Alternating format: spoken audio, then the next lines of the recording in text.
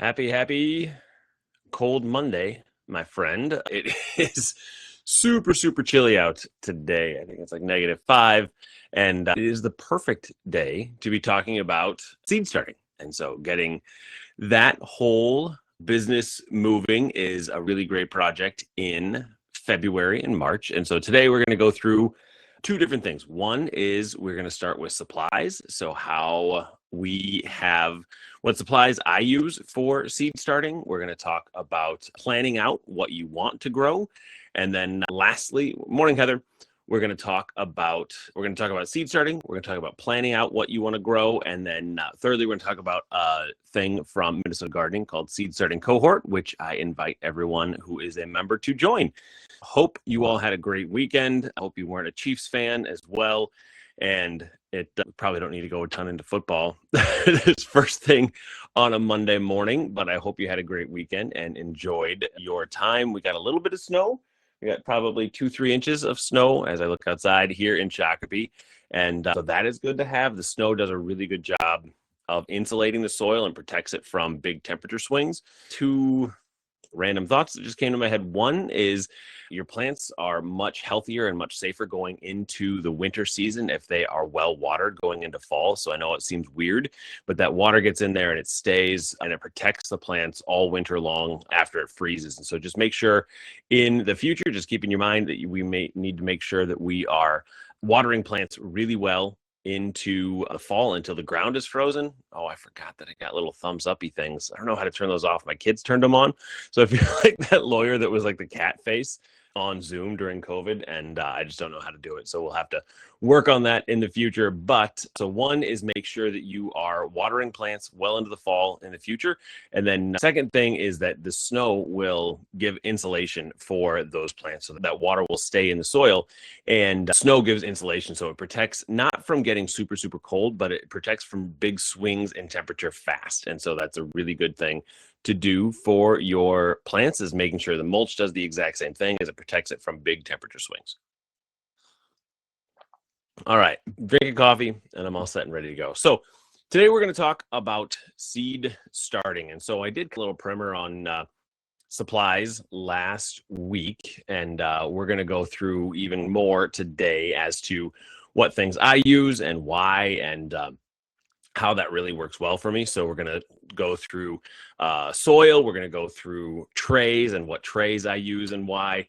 And then we're going to talk about planning and how terrible of a planner I am for garden planning, but show you how it should be done, and then why I'm such a terrible planner on things. We've got those that we're going to go through today. And then next week, we're going to go through the basics of actually doing the seed starting. So we're going to take and have seed starting so you can see exactly how to do different things and when we need to and how we do them.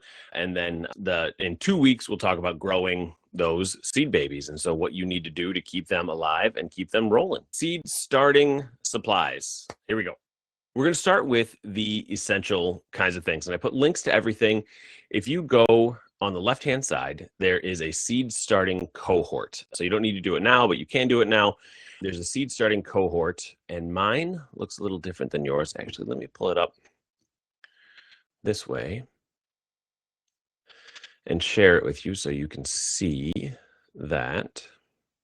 All right, so let's share the screen. All right, so what you should hopefully be seeing is this screen here. Yep. So this is where we're at right now. And so on this left-hand side under specialties, you should see seed starting cohort. So let me know if you don't see that or not. But seed starting cohort, starting to populate this.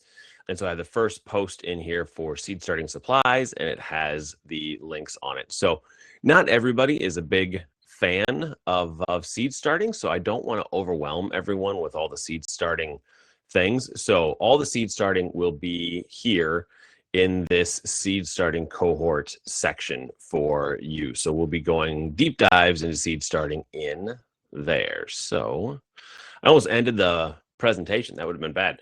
That is there. So I encourage you. So you have to join that section. Shoot, I should have showed you that as we're in there. We'll go back.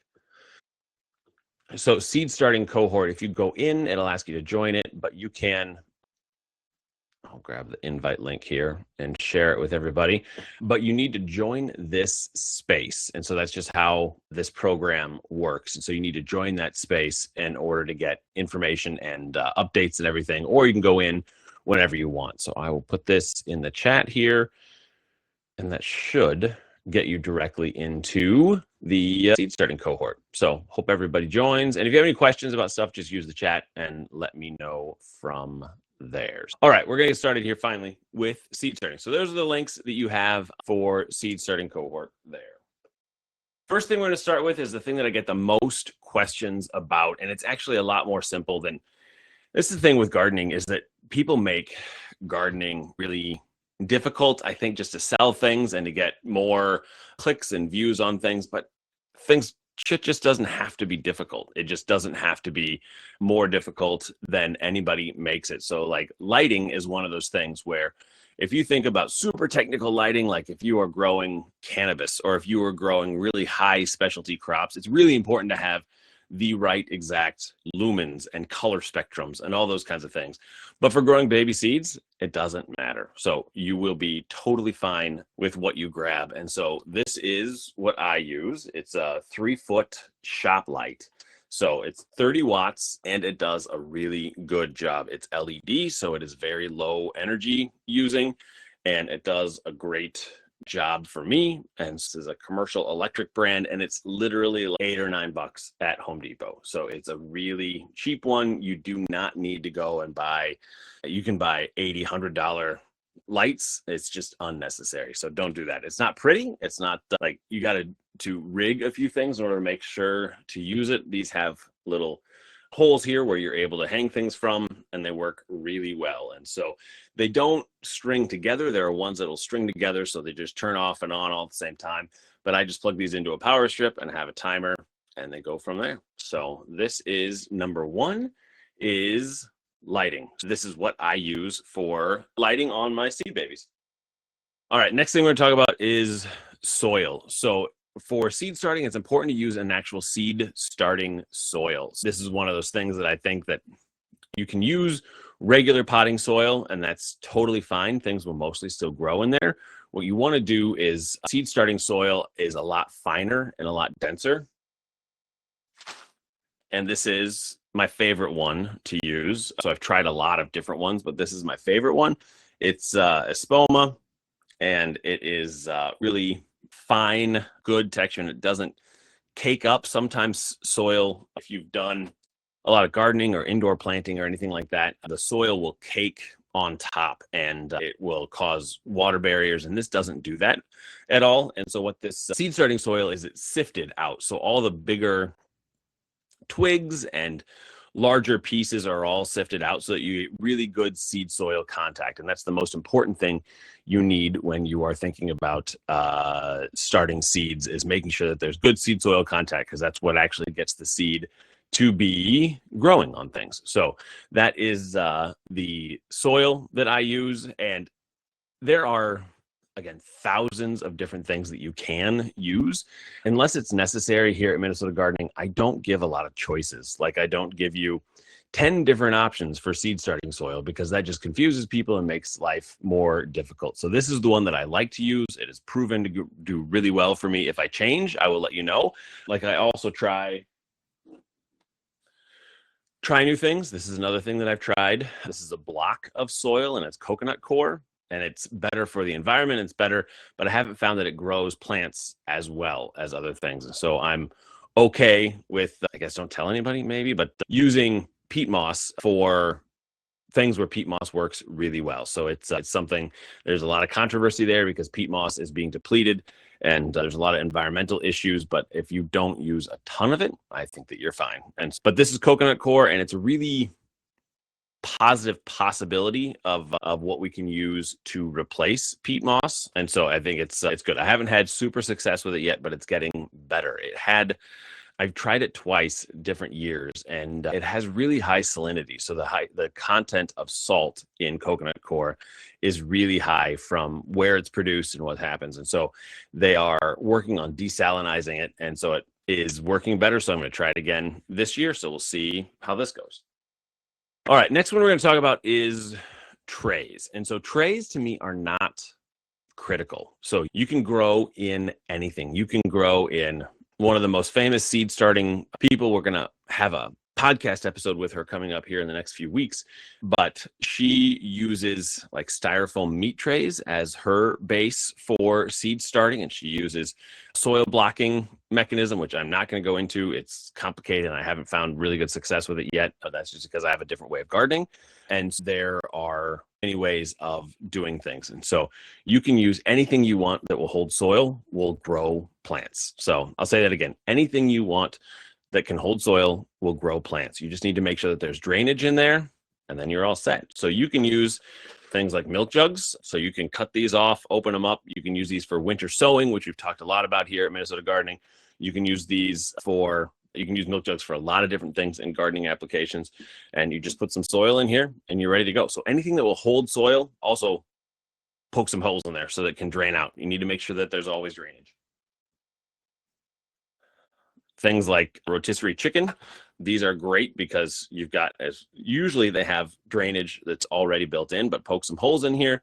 And then also these work as humidity domes, and we'll get into that in just a little bit. So these are protections. So you can grow in these rotisserie chicken things, which are really good.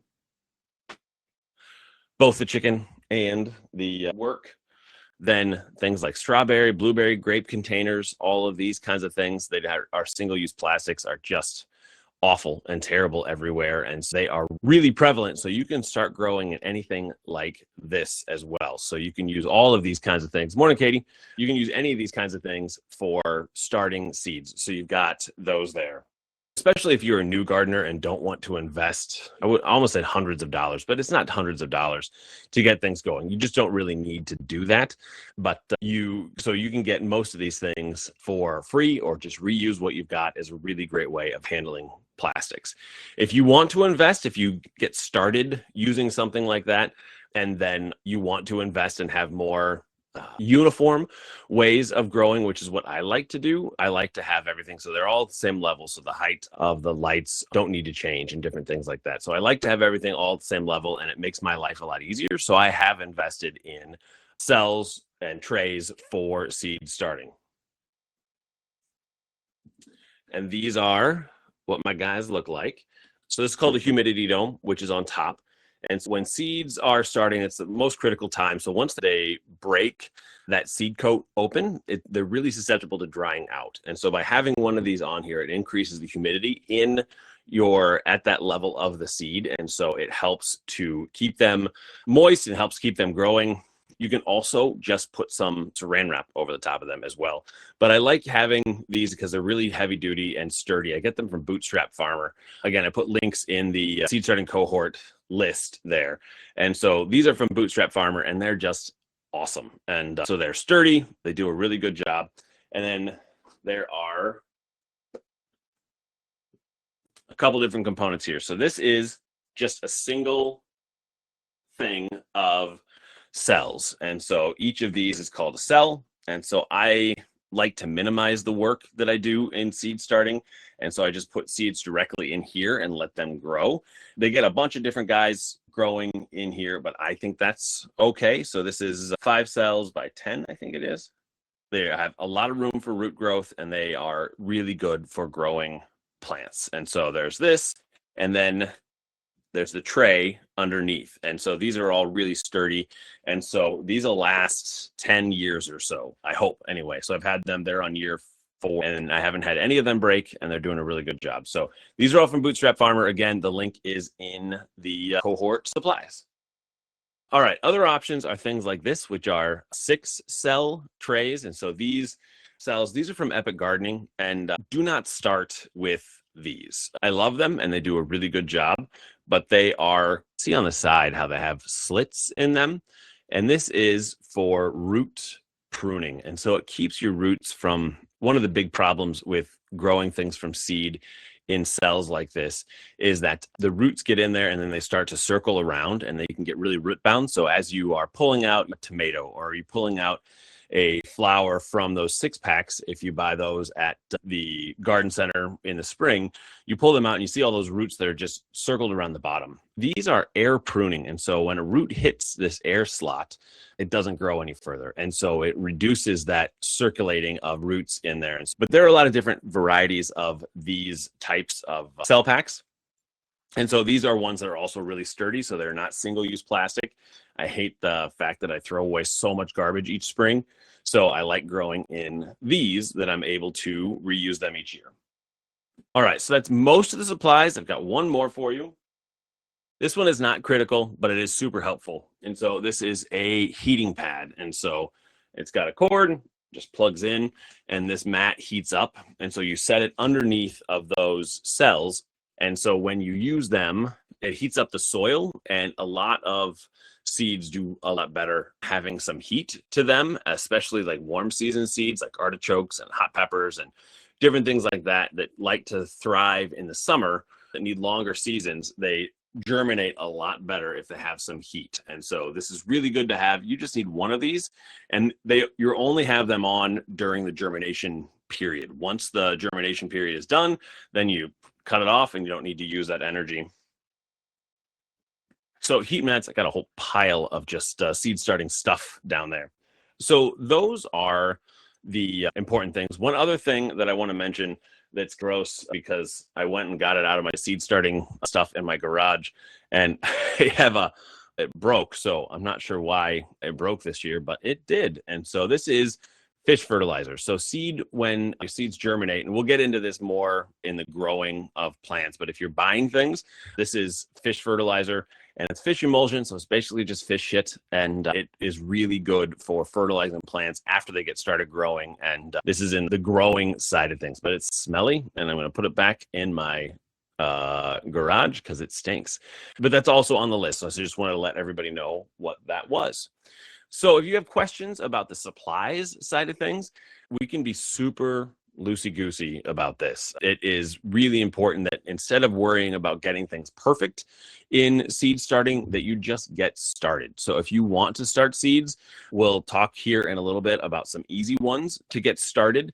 And those won't really happen until March, but we'll talk about different things that work really well for you. So last week we talked about resources that we have for Minnesota gardening for planning things out.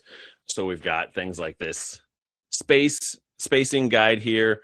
We've got graph paper for everyone to use, and then also a timing for when seeds should get started. So those things that are in the February range now are ones that you want to think about getting started. Unfortunately, none of those are really easy. So I wouldn't start with those February things. I would wait and start in March. Those are the ones that usually germinate a lot quicker and faster and easier. But we are going to analyze a seed starting packet right now. Katie asked if I've ever tried soil blocking. I've seen it on Instagram, seems interesting and nice, and that it's no plastic, but also maybe a bigger learning curve. Yes, it is. I have tried it. I don't love it. It is, how do I say this? Watering is not my forte, and they are extremely susceptible to watering problems. And if you don't water perfectly each time, like I tend to, the reasons why I use these types of trays is because instead of watering on top, I just put the water down in the tray here so that the soil can soak that up.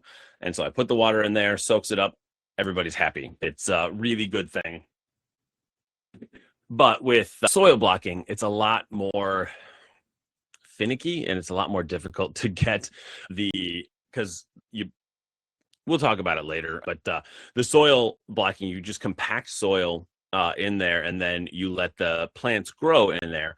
And it works really well for very short season kinds of things. So if you're going to start, like you see on mostly flower farmers use soil blocking, and those are for things that they want to get started 3 weeks, 4 weeks before they want to put them out to start to produce zinnias or start to produce, I'm blanking on other things for flower farmers, but those kinds of things are really good that have constant cycles, that they're continuously renewing those things. But if you have something that's going to be for 8 weeks in your under lights in your house, those soil blocks disintegrate and all the roots start to grow together. And I've just not had very good luck. That's usually where those things happen. But it's really important if that's what you want to do. Like if you in April want to do some soil blocking, it works great for those kinds of things.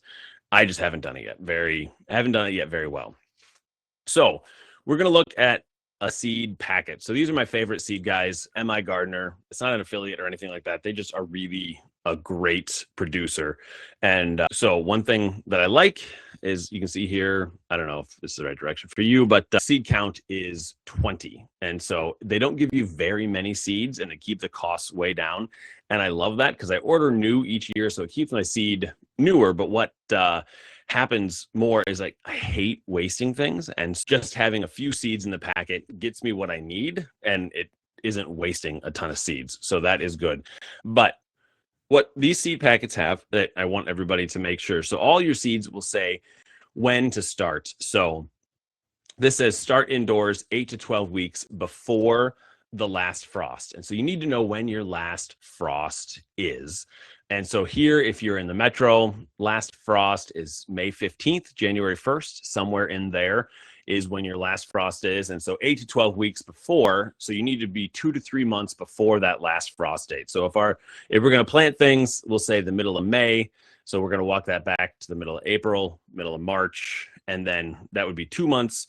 Middle of February would be 3 months. So somewhere between the middle of February and middle of March for artichokes, you want to get them started. And so these are something I'm going to start this week. And so getting these going, because we have a shorter season, it's better to have them on the earlier side of things so that they can really get cooking. And anything that you have has, any seed packets that you have has a seed starting time on them. And this is I teased this last week, but this is my seeds. This is where I store everybody.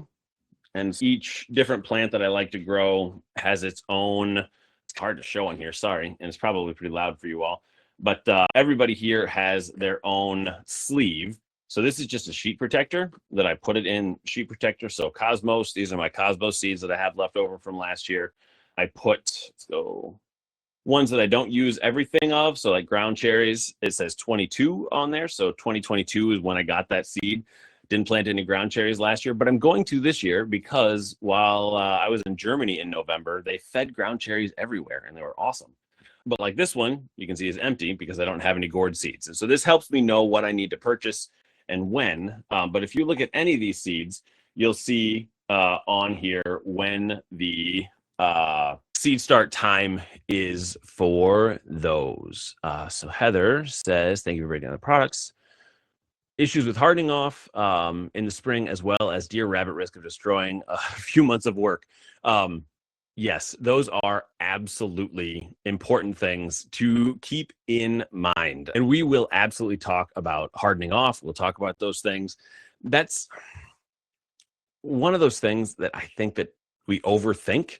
It is something that's important to do to a certain extent, but it's not one of the most important things to do. And so hardening off, just so everybody knows, is when you have seeds that are indoors, you need to give them a little transition period between going from indoors to outdoors, because they can get sunburn, they can get dried out in the wind. They just need to toughen themselves up a little bit before they go into the whole big wide world. And it is there, but it's also something I just don't worry about. Like it's okay. Sometimes it screws me over. And if we are doing things, so I make sure that I plant my plants from inside on usually a shadier day. So a cloudy day when there's rain coming. Like if you choose those a little more wisely, you're able to cramp them in on their own, but also you can just not worry about it. So it's okay. So we'll talk about hardening off. It's not a game changer for sure. So there's that. But rabbit and deer and pest issues are absolutely a problem. Like I have major problems with rabbits in my house. And so I fence everything off because I have to. I just can't keep things growing if I don't fence them off. And even when I do fence them off, rabbits are tricky little bastards. They make me mad, but they are part of living here, and so I have to fence them off, and it's a problem. We've got that. So we'll absolutely talk more about both of those things in the future as we go, and there are absolutely ways that we can mitigate those problems and help keep them there. So next thing we're going to talk about is planning out what you want to grow this fall. And so I didn't print it off today, but you've hopefully seen it by now, the list of different seed start timings. So just the overarching bigger categories of plants that are for seed starting. And so you've got those there. I do not go into depth as to, if I were someone who gardened for production, like if my only goal was to feed my family for 10 months out of the year or something like that, I would absolutely plan out exactly what I'm going to do when down to the square foot and push that as much as I can. That's just not what I do. I try to use it as best as I possibly can, but I also care about aesthetics, and I also care about it being fun, and I also care about having flowers and things in combination with vegetables. And so I don't push production really hard. My garden is more of an augment and a joy producing thing. It's not a hard and fast, let's get every beet we can out of this bed, and so those kinds of things. So with that, and part of the reason why I'm able to do that, and this is going to be annoying for everybody listening, is because I've been doing gardening since I was little. And so I know how much space things take up. I know how much space we need how far apart we need to put beets. I know how we thin them. Like those kinds of things, they all work in my head. And so I can just translate that. But I also want to make sure not to overwhelm and grow too much in the spring. And so if you want to plan things out, there are two things you want. You want to get this graph paper or any sort of graph paper. What I use, and I set it somewhere around here. Here it is under my keyboard. I have these field notes books, and this one is one I just started, but it's super, super technical here, where I use these just to write down and I don't do this until after I plant them. And that makes sure that I'm able to remember what I planted where. But if it's best, especially if you're newer on things, to start stuff and then you can figure out so you're not overcrowding and not putting too many things down. So this has a generalization of how many plants you can fit in a square foot. Cauliflower, for example, you need to put cauliflower a foot apart from each other. And I garden tight. If you look at the seed packets, they'll tell you cauliflower probably needs 24 inches apart from each other, but that is like perfect specimen cauliflower and that kind of thing. I put things tighter, so this is based on my history and what I do. And so cauliflower needs about a foot. So edamame, you can put 4 plants per square foot of edamame. Kale, same thing. And onions, 4 per square foot. Radishes, you can put 16 per square foot. So you can take this information and put it into here. And so if we were going to so this is a bed that I've got 3 feet by 5 feet. And let's say I'm going to plant, what's an easy one here? Peppers. This square foot here will be peppers. And I put an A on there. So we'll have peppers there. So you can fit 1, 2, 3, 4 per square foot. Now, if we look at our artichoke friends here, the seed planting spacing is 48 inches, 4 feet for starting of those seeds. So that means, and this is how I do it, it's not perfect, but that means it needs 4 square feet is what that means, because you could fit just a couple in here. So artichoke needs a bunch of space, so you're going to put 1 in the center of 4 square feet for that artichoke. And again, that's not exactly how the math works, but it works for getting a generalization and picking things out. So what I would do here is plant an artichoke in the middle, and then as that plant grows, I would around it plant something that's a short season, like radishes. Those will be coming up, and in 6 weeks you'll have picked all your radishes, and in those 6 weeks that artichoke will grow, and then it will take up that space. So it's using the space wisely and planning things out that way as well. And so you've got this graph paper, you've got the spacing guide, and you've got your seed package. So those are the three things that you need in order to plan out what you want to plant. So as you are doing this, you can use the Seed Starting Cohort. There's a chat in there that you can use to ask any questions that you've got. You can use the chat on this video. I'll post the video later today. You'll get that posted, so you can post on there, so you can re-watch this, or if you have questions, you can use that. But that is the basics on supplies and planning for growing things from seed. So I'm just, I guess, excited to have everybody here. So Seed Starting Cohort, we are going to have a more in-depth discussion on seed starting from beginning to end of the process, and start out the Seed Starting Cohort and have some challenges and some work in there. So if you are a paying member of Minnesota Gardening, you can get into Seed Starting Cohort for free. So you can get in there whenever you want. If you are, and it's only available for paid members. So I know that a couple of folks have joined. I apologize, but I'm going to kick you out because you're not a paying member. But you can start paying. You get 2 weeks free. So there's 2 weeks free of Minnesota Gardening that anybody can get, and then starts from there. And so we'll start seed starting, and we'll start going through all that. So February is seed starting month. March is spring. So we're going to start going through all the spring landscape pruning, bed maintenance, all that spring cleanup kinds of things that are tasks for spring. We're going to go through those all in March. And then April, let me look at my list. April is lawn care, and so we're going to go through sustainable lawn care in April, so that we are getting ready for the spring well. And then May is planting seasons, garden centers, plantings, all those kinds of things. We are going to go through those. So if you have any questions, please let me know. I appreciate everybody being here today and watching our little seed starting supplies and planning. Next week will be all about the actual act of seed starting. So I've taken what you can read in books and do things that is lots and lots and lots of information, and just pulling it down to this is how you do it. And so that you don't have to worry about, do I do this or do I do that? Do I do this or do I do that? Who do I listen to? Do I do soil blocking or do I do seed starting? Like how everybody does that. So if you have supplies, go ahead and grab those this week. And then next week, we will start with the actual seed starting. So there's some things that will be good to get going, and we'll roll from there. So have a wonderful, wonderful week, and we'll talk to everybody soon. Thanks. Oh, have a good, are you guys hopefully going on a trip or something, Katie? Anything fun? All right, well, tell Grady hi, and I will talk to everybody next week. Oh, holy cow. Disney cruise. Make sure to take pictures of the flowers for me, because I know they got lots of plants. I'm assuming on the cruise ship too, but make sure to take lots of pictures wherever you go. Talk to you later.